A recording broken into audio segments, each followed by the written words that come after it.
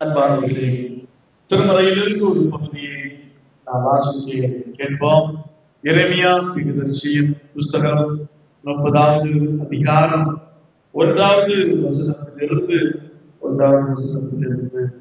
3வது வசனம் முடிய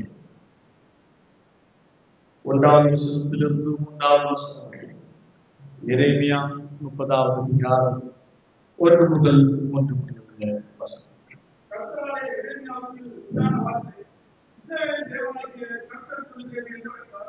நான் உங்களோட சொன்ன எல்லா வார்த்தைகளையும் ஒரு புத்தகத்தை எழுதிக்கொள்.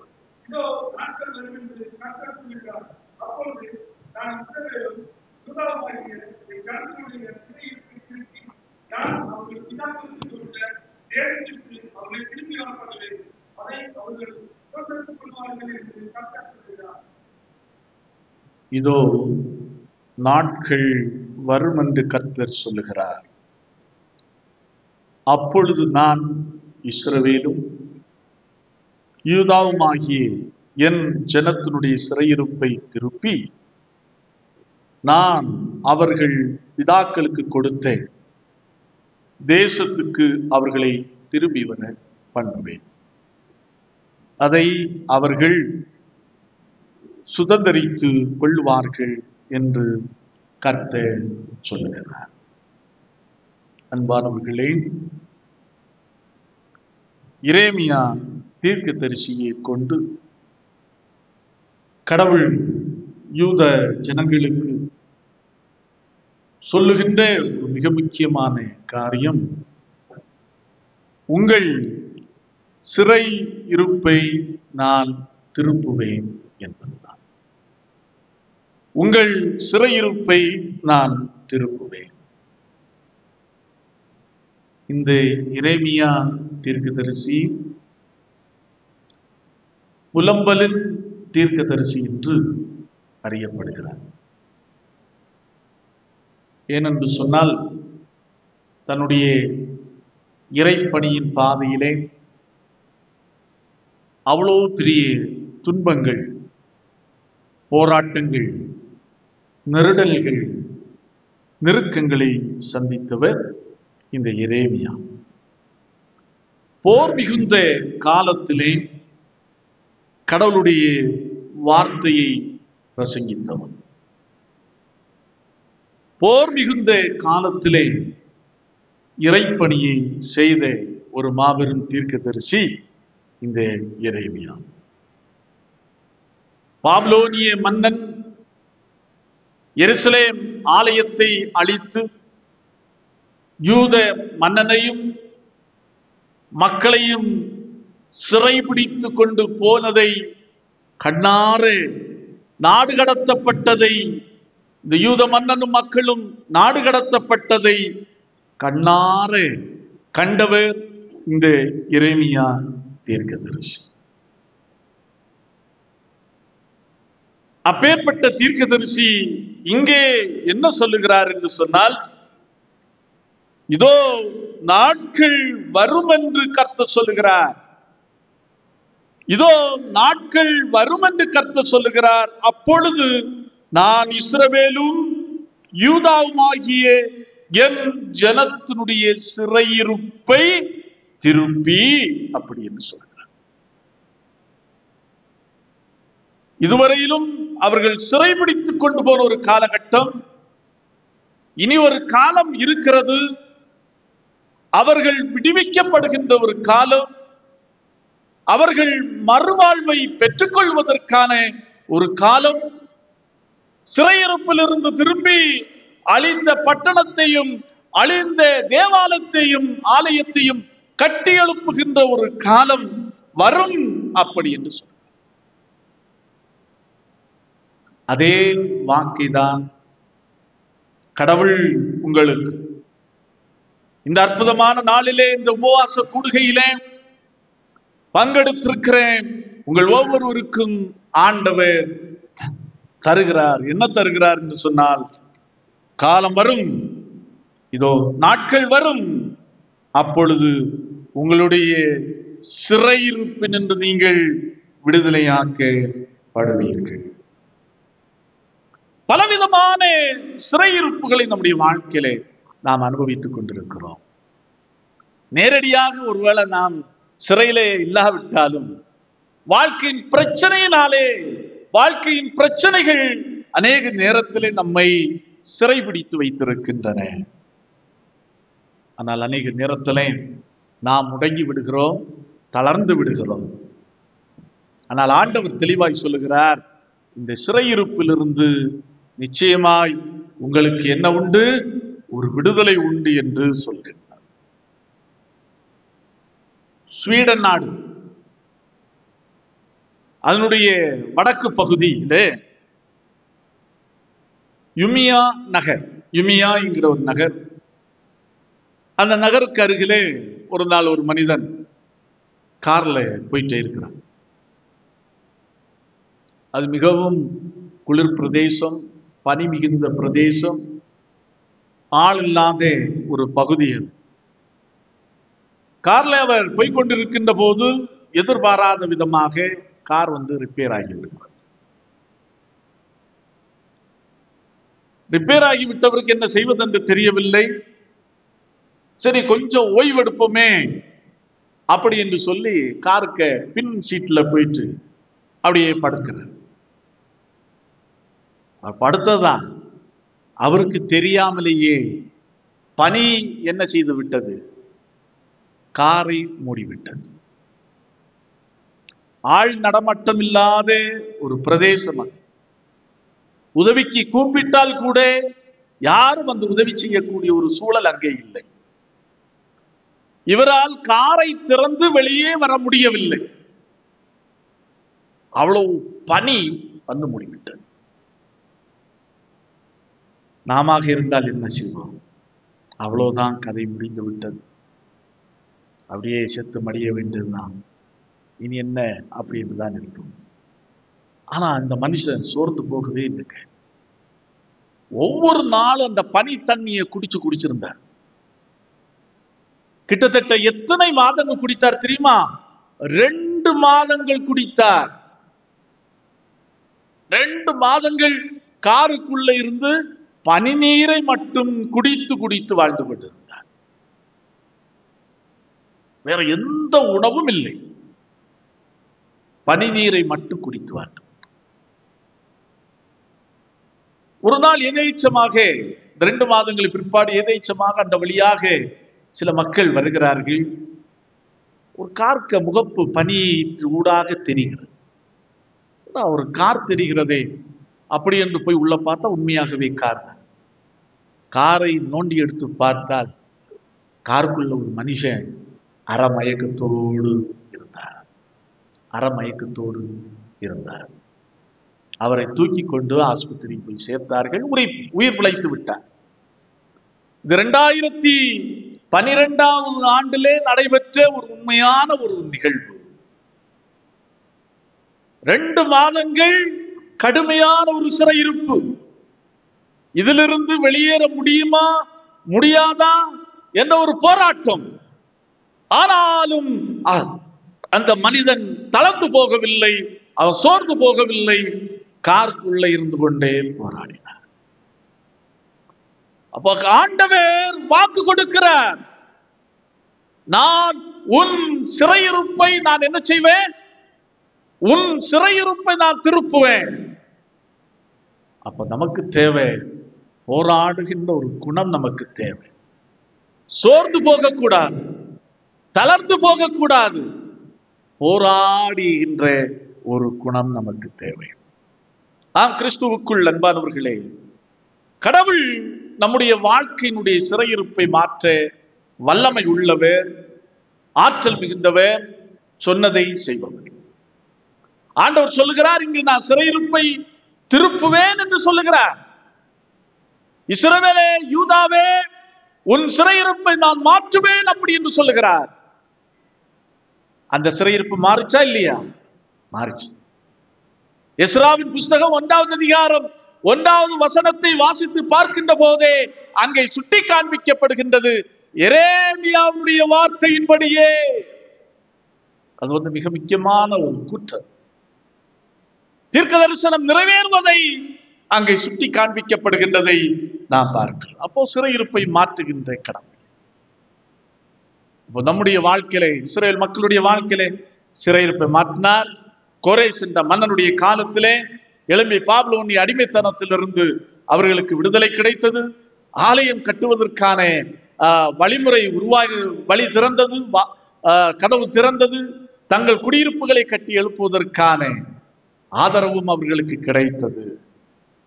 அப்போ சிறையிருப்பை மாற்றுகின்ற கடவுள். ஒருவேளை எப்பேற்பட்ட சிறையிருப்பு அனுபவத்தோடு கூட ஒருவேளை நான் இந்த நாளிலே கடந்து வந்திருக்கலாம். அதை மாற்றுவதற்கான ஆற்றல் நமக்கு, நம்முடைய கடவுளுக்கு உண்டு. அப்ப அந்த சிறையிருப்பு நம்முடைய வாழ்க்கை விட்டு மாற வேண்டும் என்று சொன்னால் 4 காரியங்கள் நமக்கு தேவை. ஒன்று ராஜாக்களின் புஸ்தகம் 8வது அதிகாரம் 47வது வசனம். 1 ராஜாக்களின் புஸ்தகம் 8வது அதிகாரம் 47வது வசனம்.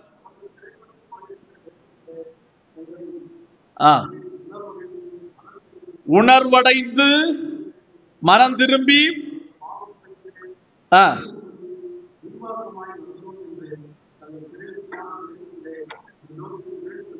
உம்மை நோக்கி, நன்றாய் கவனியுங்கள், உணர்வடைந்து மனம் திரும்பி தங்களுடைய பாவங்களை உணர்ந்து மெய்யாகவே அவரை நோக்கி பார்ப்பார்கள் என்று சொன்னார். சிறையிருப்பு தீரும். அப்போ மனம் மாறும். உண்மையான உணர்வு பூர்வமான ஒரு மனம் மாற்றம் நமக்கு தேவை.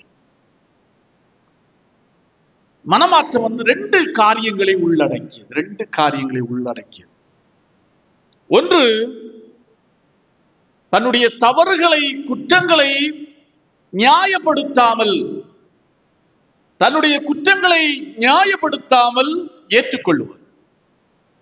2வது என்னவென்று சொன்னால், அந்த குற்றங்களுக்காக வருந்துவதும், அந்த தவறுகளை இனி நான் செய்ய மாட்டேன் என்று தீர்மானம் எடுப்பதுதான். 2 மனமாற்றத்திலே 2 காரியங்கள் உள்ளடங்கி உள்ளன. ஒன்று, தவறுகளை நாம் ஒத்துக்கொள்ள வேண்டும். இன்றைக்கு அதுதான் நம்முடைய வாழ்க்கையில் இல்லை. எல்லாவற்றுக்கும் பிறர் மேல் பழியை போட்டுக்கொண்டு நாம் தப்பித்துக் கொள்ள முயலுகின்றோம்.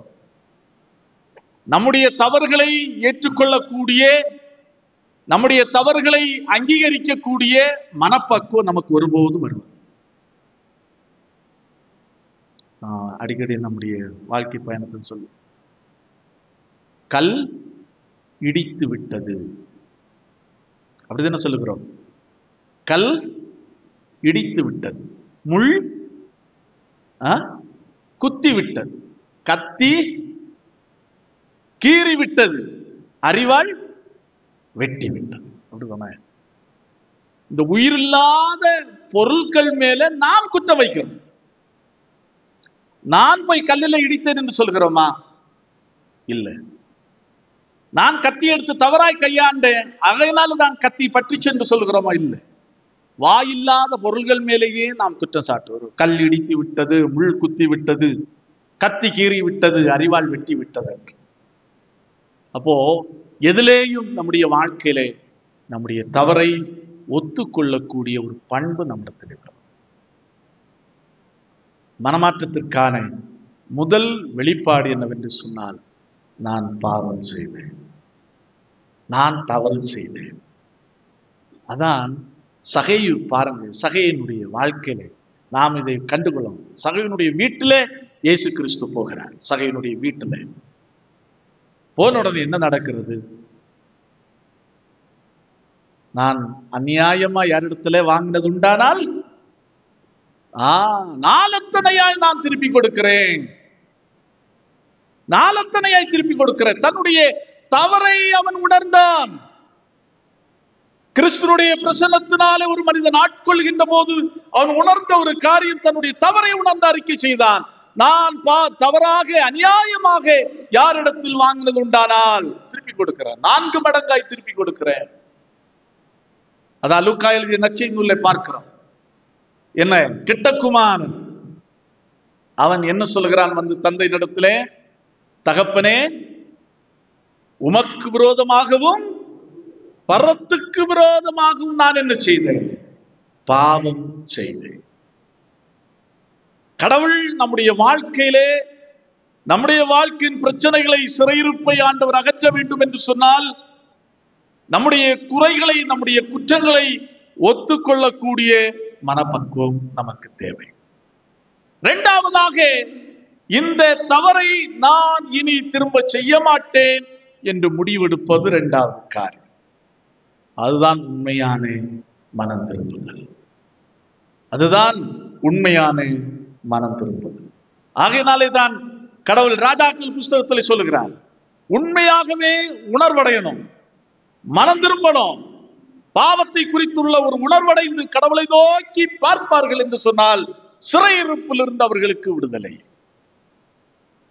இன்றைக்கு நம்முடைய வாழ்க்கையில் பலவிதமான சிறையிருப்ப அனுபவத்தோடு கடந்து வந்திருக்கலாம்.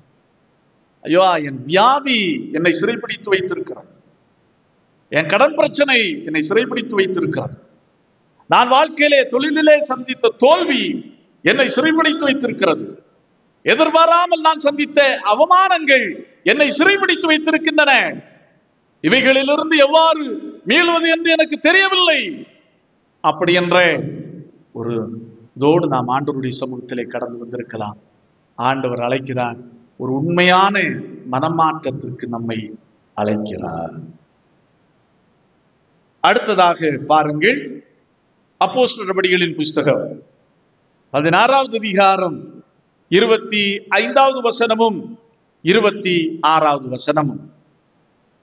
அப்போஸ்தலர் நடபடிகளின் புஸ்தகம் 16வது அதிகாரம் 25வது வசனமும் 26வது வசனமும். நடுராத்திரியில் பவுலும் சீலாவும் ஜெபம் பண்ணி தேவனை துதித்து பாடினார்கள். காவலில் காத்து கொண்டிருந்தவர்கள் அதை கேட்டுக் கொண்டிருந்தார்கள். சடுதியிலே சிறைச்சாலையின் அஸ்திபாரங்கள் அசையும்படியாக பூமி மிகவும் அதிர்ந்தது. உடனே கதவுகள் எல்லாம் திறவுண்டது, எல்லாருடைய கட்டுகளும் கலந்து போயின. கிறிஸ்து இயேசுவுக்குள் அன்பானவர்களே, நம்முடைய வாழ்க்கையின் சிறையிருப்புகள் அகன்று போக வேண்டும் என்று சொன்னால், சிறையிருப்பின் கட்டிலிருந்து நமக்கு விடுதலை கிடைக்க வேண்டும் என்று சொன்னால், முதலாவது நமக்கு தேவை உண்மையான ஒரு மனமாற்றம். இரண்டாவது, கடவுளை துதித்து பாடுகின்ற ஒரு பண்பு இருக்கும் என்று சொன்னால் சிறை வாழ்வு நம்மை விட்டு மாறும்.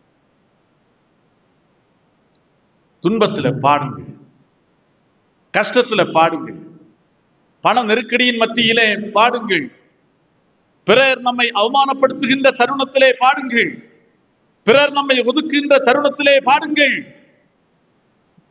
வாழ்வின் பள்ளத்தாக்கின் அனுபவத்திலே நீங்கள் பாட கற்றுக்கொள்ளுங்கள். இறைப்பணியை செய்து கொண்டிருந்த பவுலும் சீலாவையும் பிடித்து சிறைச்சாலையிலே உள்ளே தொழுமரத்திலே கட்டி வைத்திருக்கிறார்கள். நாம இருந்தால் புலம்புவோம், இறைவனுக்கு தொண்டு செய்தோம், என்னை பிடித்து கட்டி வைத்திருக்கிறார்கள்.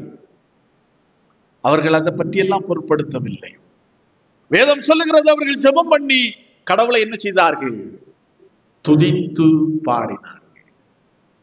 அதான் பாடலுடைய மகத்துவம். கடவுளை துதித்து பாடுகின்ற பாடல்கள் செய்கின்ற கிரியையை தான் நாம் இங்கே பார்க்கிறோம். கட்டப்பட்டவர்கள் பாடுகிறார்கள், காவல் காத்து கொண்டிருந்தவர்கள் ரசித்து கேட்கிறார்கள். ஏதோ இவர்களுக்கு பிழப்பில்லை, உட்கார்ந்து பாடுகிறார்கள். இவர்களும் வேலை வெட்டி இல்லை, ஆனாலும் உட்கார்ந்து இருந்து பாடுகிறார்கள். இவர்களை பிடிச்சு கட்டப்பட்டிருக்க வேற எந்த காரியம் செய்வதற்கு இல்லை, ஆனாலும் பாடுகிறார்கள். அப்படின்றுதான் இந்த சிறைச்சாலையை காத்து கொண்டிருந்த காவலாளிகள் நினைத்தார்கள். அவர்கள் கூட இந்த அளவுக்கு நினைக்கவில்லை.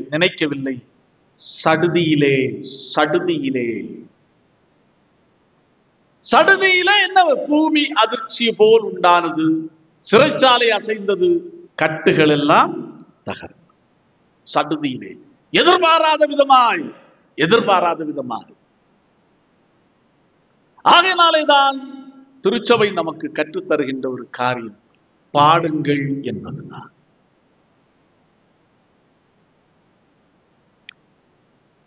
அதான் பக்தன் அழகாக பாடுகிறது.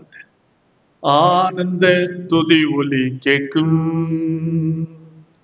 ஆடல் பாடல் சத்தமும் தொனிக்கும், ஆகாய விண்மீனாய் அவர் ஜனம் பெருகும், ஆண்டவர் பாவலிக்கும். ஆகாய விண்மீனாய் அவர் ஜனம் பெருகும், ஆண்டவர் வாக்கு பலிக்கும். மகிமைப்படுத்துவேன் என்றாரே, மகிபனின் பாசம் பெரிதே, மங்காத புகழுடன் வாழ்வோ, மாட்சி பெற்று உயர்ந்திடுவோமே. குறுகிட மாட்டோம், குண்டிட மாட்டோம், கரையில்லாதே பலின் வாக்கு. குறுகிட மாட்டோம், குண்டிட மாட்டோம், கரையில்லாதே பலின் வாக்கு. ஆதிநிலையேறுவோமே, ஆசி திரும்ப பெறுவோம். பாழான மண்மேடுகள் யாவோ, பாராளும் வேந்தன் மனையாகும். சிறை வாழ்வு மறையும், சீர்வாழ்வு மலரும், சீயோனின் மகிமை திரும்பும்.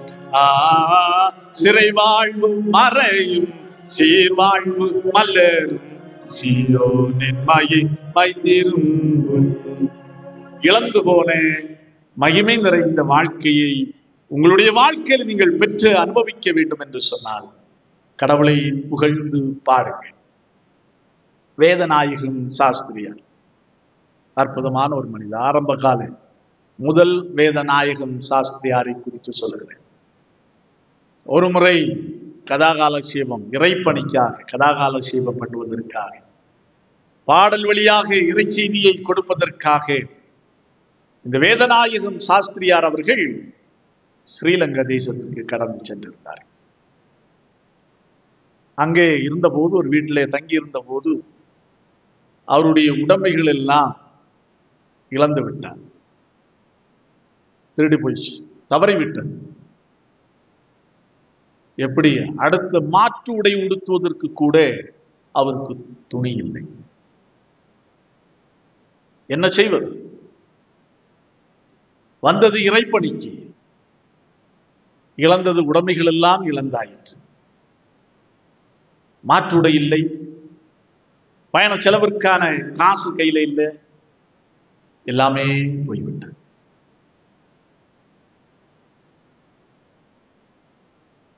நாம நினைத்தா உடனே என்ன செய்வோம்?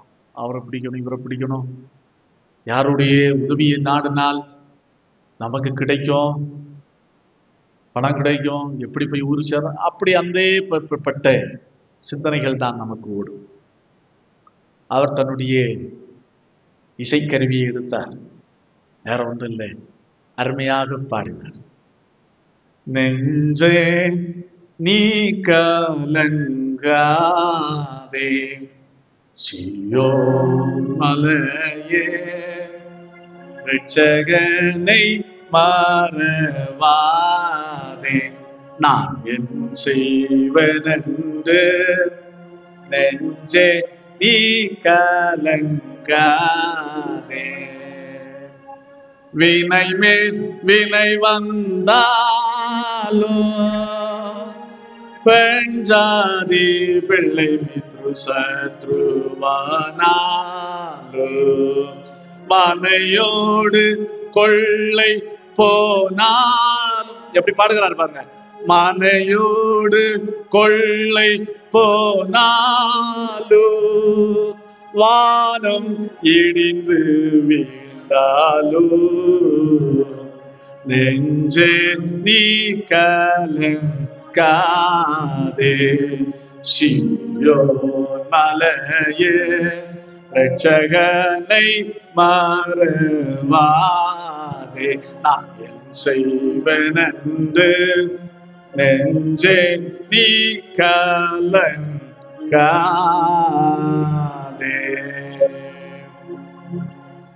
ஒண்ணு இல்லைங்க, யாருடைய உதவி நாடவில்லை, மாற்றுடை இல்லை, சொந்த தேசம் திரும்புவதற்கான வசதியும் இல்லை. இப்போது பாடினார், நெஞ்சை நீ கலங்காதே, வானம் இடிந்து வீழ்ந்தால் கூட நீ கலங்காதே. ஏன்னா இயேசு இருக்கிறார். இந்த பாடலை அவர் பாடிக்கொண்டிருக்கும் போதே அந்த வழியாக கிறிஸ்தவர் அல்லாத ஒரு கணவான் போய் கொண்டிருக்கிறார். வருகிறார். பாடல் அவரை தொட்டது. பாடலின் வழியாக ஒரு உருக்கத்தை அவர் உணர்ந்தார். பாட்டு கேட்ட வீட்டை நோக்கி நடந்தார். அவரோடு பேசினார், வேதநாத சாஸ்திரியோடு பேசினார். உண்மையான நிலையை உணர்ந்து அன்றைக்கே 400 ரூபாய் எடுத்து கையில கொடுத்து, இதை உங்களுடைய தேவைகளுக்காக பயன்படுத்திக் கொள்ளுங்கள், வேறு ஏதாவது உங்களுக்கு தேவைன்னா என்னை அணுகுங்கள் அப்படி என்று சொல்லி கடந்து சென்றாராம். இதுதான் சிறையிருப்பு நீங்குகின்ற அனுபவம். பாடுகின்ற பாடல்களுக்கு அவ்வளவு பெரிய ஆற்றல், வலிமை இருக்கிறது. ஏதோ கோயில பாடுறாங்கப்பா, சும்மா பாடிட்டே இருக்கிறாங்க, பாடுறவங்க வேற வேலை இல்லை, அதனால வந்து உட்கார்ந்து பாடுறாங்க அப்படி என்றுதான் சொல்லுவார்கள். ஆனா பாட்டில அவ்வளவு பெரிய வலிமை இருக்கிறது. பவுலும் சீலாவும் பாடினார்கள், விடுதலை உண்டாயிற்று.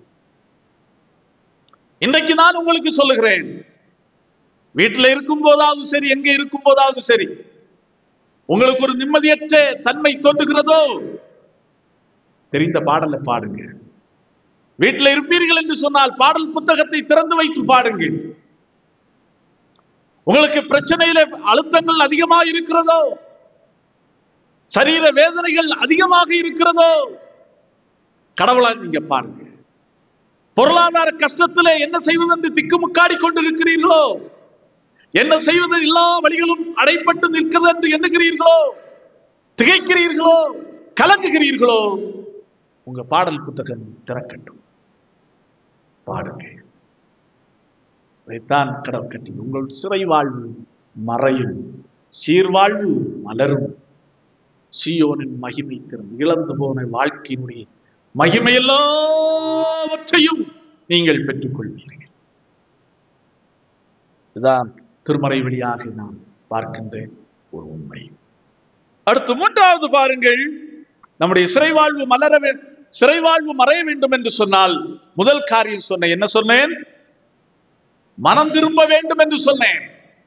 2வது கடவுளை துதித்து பாடுங்கள் என்று சொன்னேன்.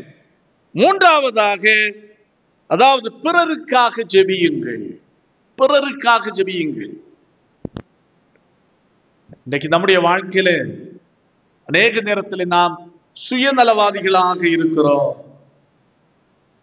நான், என் குடும்பம், என் மனைவி, என் பிள்ளைகள், அதை தாண்டினா கொஞ்சம் உற்றார் உறவினர்கள், அவர்களுக்காக நாம் ஜெபிக்கிறோம். அதை தாண்டி நாம் யாருக்காக ஜெபிக்கிறோம் அப்படி என்பதை நாம் சிந்தித்து பார்க்க வேண்டும். திருச்சபையிலே ஜெபிக்கிறதை விட்டு நம்முடைய தனிப்பட்ட முறைகளிலே நாம் ஜெபிக்கின்ற போது பிறருடைய கஷ்டத்திற்காக, நம்மை துன்பப்படுத்தினவர்களுக்காக, நம்மை வேதனைப்படுத்தினவர்களுக்காக, ஜெபிக்கின்ற ஒரு பண்பு இருக்கிறதா என்பதை நாம் யோசித்து பார்க்க வேண்டும். யோபு எப்பேற்பட்ட சிறையிருப்பின் அனுபவத்தை சந்தித்தார் என்பது நம் அனைவருக்கும் நன்றாய் தெரியும். தன்னுடைய ஆஸ்தி சம்பத்து எல்லாவற்றையும் இழந்தான், தன்னுடைய பிள்ளைகளை இழந்தான், தன்னுடைய வேலைக்கு எல்லாவற்றையும் இழந்தான். அவனுடைய நண்பர்களும் அவனை பல விதங்களிலே அவனுக்கு நெருக்கடியை கொடுத்தார்கள். நீ எங்கேயோ தவறு செய்து விட்டாய், எங்கேயோ கடவுளுக்கு விரோதமாய் நீ தவறு இழைத்து விட்டாய் என்றெல்லாம் சொன்னார்கள். ஆனாலும் அவன் கடவுளை விட்டு விடவே இல்லை, கடவுளை விட்டு பின்வாங்கி போகவே இல்லை. ஆனால் குறிப்பாக பாருங்கள், இந்த யோபுவின் புஸ்தகம் 1வது அதிகாரத்திலிருந்து 41வது அதிகாரம் வரையிலும் யோபு கடந்து வந்த கஷ்டமான பாதைகளை குறித்து நாம் பார்க்கிறோம். ஆனா கடைசி அதிகாரத்திலே திடீரென ஒரு மாற்றம், திடீரென ஒரு திருப்புமுனை எப்போது ஏற்பட்டது என்று சொன்னால் அவன் யாருக்காக ஜெபித்த போது, தன்னுடைய நண்பர்களுக்காக ஜெபித்த போது வேதம் சொல்லுகிறது, கடவுள் அவன் சிறையிருப்பை மாற்றினான். இரண்டத்தனையாக அவன் இழந்ததற்கு பதிலாக இரண்டத்தனையான ஆசீர்வாதங்களை அவன் பெற்றுக்கொண்டான் என்று பார்க்கிறோம். நம்முடைய வாழ்க்கையிலே கடவுள் நம்முடைய சிறையிருப்பை ஆண்டவர் திருப்ப வேண்டும் என்று சொன்னால், நம்முடைய வாழ்க்கையில ஒரு மறுமலர்ச்சியை கட்டளையிட வேண்டும் என்று சொன்னால், நமக்காக மட்டுமல்ல, பிறருக்காக, கஷ்டப்படுகிற மக்களுக்காக ஜெபிக்கிறவர்களாக நாம் இருக்க வேண்டும். இது 3வது காரியம். 4வது கடைசியாக ஒரு காரியம் என்னவென்று சொன்னால், ஏசாயா தீர்க்கதரிசியின் புஸ்தகம் 10வது அதிகாரம் 27வது வசனத்தை ஒரு வாசியுங்கள். ஏசாயா தீர்க்கதரிசியின் புஸ்தகம் 10வது அதிகாரம் 27வது வசனம்.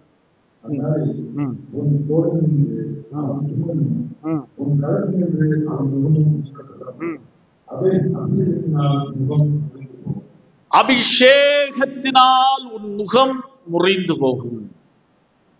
அபிஷேகம், கடவுளுடைய அபிஷேகம், கடவுளுடைய வல்லமை யாரை ஆட்கொள்கிறதோ அப்போது அவருடைய வாழ்வில் இருந்து சிறையிருப்பின் அனுபவம் மறையும். அவர்களை அழுத்துகின்ற அந்த அழுத்தங்கள் எல்லாம் குறையும், முழுமையான விடுதலை உண்டாகும். அபிஷேகத்தினால் முகம் முறிந்து போகும். இஸ்ரேல் மக்களுக்கு அசீரியர்களாலே நெருக்கடி உண்டான போது கடவுள் சொன்ன ஒரு காரியம், பயப்படாதேயுங்கள், அபிஷேகத்தினால் முகம் முறிந்து போகும். அபிஷேகம் அப்படின்னு சொல்வதை நாம் விளக்க முடியாது, ஆனால் உணர முடியும். எப்படி என்று சொன்னால், தமிழ்நாட்டை சேர்ந்த ஒரு சகோதரி பீகார் ஜார்க்கண்ட் மாநிலத்திலே ஆண்டவருடைய பணியை ஊழியத்தை செய்து வந்தார்கள். இயேசு யார் என்று தெரியாத மக்கள், அடிப்படை வசதி இல்லாத கிராமத்திலே வாழ்கிற மக்கள், வலது கைக்கும் இடது கைக்கும் வித்தியாசம் தெரியாத மக்கள் மத்தியிலே ஊழியத்தை செய்து வந்தார்கள். அவர்கள் தங்கியிருந்தது ஒரு மின்சார வசதி இல்லாத ஒரு கிராமம். தமிழ்நாட்டை சேர்ந்தவர்கள் தன்னுடைய அருமையான 2 பிள்ளைகளோடு, தான் தன்னுடைய பிள்ளைகள், கணவன் இல்லை, 2 பிள்ளைகளோடு இந்த விளக்கு வெளிச்சத்திலே உட்கார்ந்து தங்களுடைய அனுபவ காரியங்கள் எல்லாவற்றையும் உட்கார்ந்து பேசிக்கொண்டிருக்கிறார்கள்.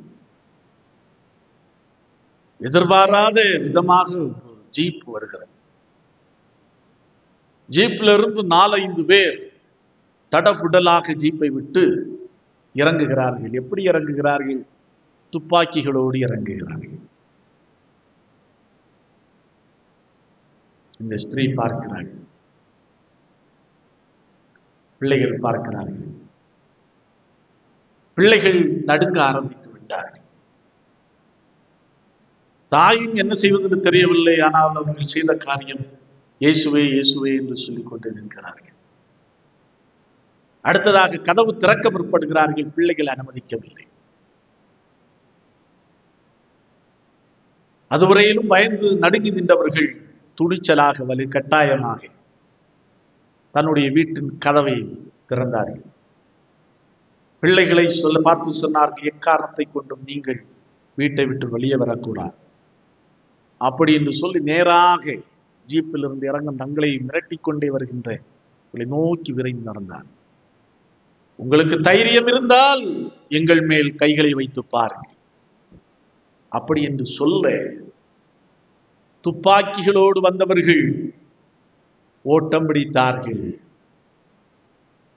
துப்பாக்கிகளோடு வந்தவர்கள் ஓட்டம் பிடித்தார்கள். இந்த சகோதரிக்கு ஒன்றுமே புரியவில்லை, தெரியவில்லை. தைரியமாக பேசினார்கள், அவர்கள் ஓட்டம் பிடித்தார்கள். இதுதான் கடவுளுடைய அபிஷேகம். கடவுள் ஒரு மனிதனை அபிஷேகிக்கிறார் என்று சொன்னால் அவனை எதிர்த்து யாருமே நிற்க முடியாது என்பதற்கு இது ஒரு சிறந்த உதாரணம். அதான் அபிஷேகத்தினால் முகம் முறிந்து போகும். உங்களுக்கு எதிராக யார் வந்தாலும் சரி, உங்களுக்கு எதிராக யார் யுத்தம் தொடுத்தாலும் சரி, என்னுடைய அபிஷேகத்தினாலே நீங்கள் அந்த முகத்தை முறித்து போடுவீர்கள் என்பதை கடவுள் சொல்கிறார். ஆம், கிறிஸ்து இயேசுவுக்குள் அன்பானவர்களே, இந்த நாளிலே சிறையிருப்பின் அனுபவத்தோடு கடந்து வந்திருக்கிறீர்களோ எண்ணிப்பாருங்கள். ஆண்டவர் சொல்கிறார், மனம் திரும்புங்கள், துதித்து பாடுங்கள், பிறருக்காக ஜெபியுங்கள், கடவுளுடைய அபிஷேகத்திற்காக காத்திருங்கள். நிச்சயமாய் நிச்சயமாய் உங்களுடைய வாழ்க்கையில் இருக்கிற சிறையிருப்பு திரும்பும், புது வாழ்வு மலரும் என்பதில் எந்த விதமான சந்தேகமும் இல்லை.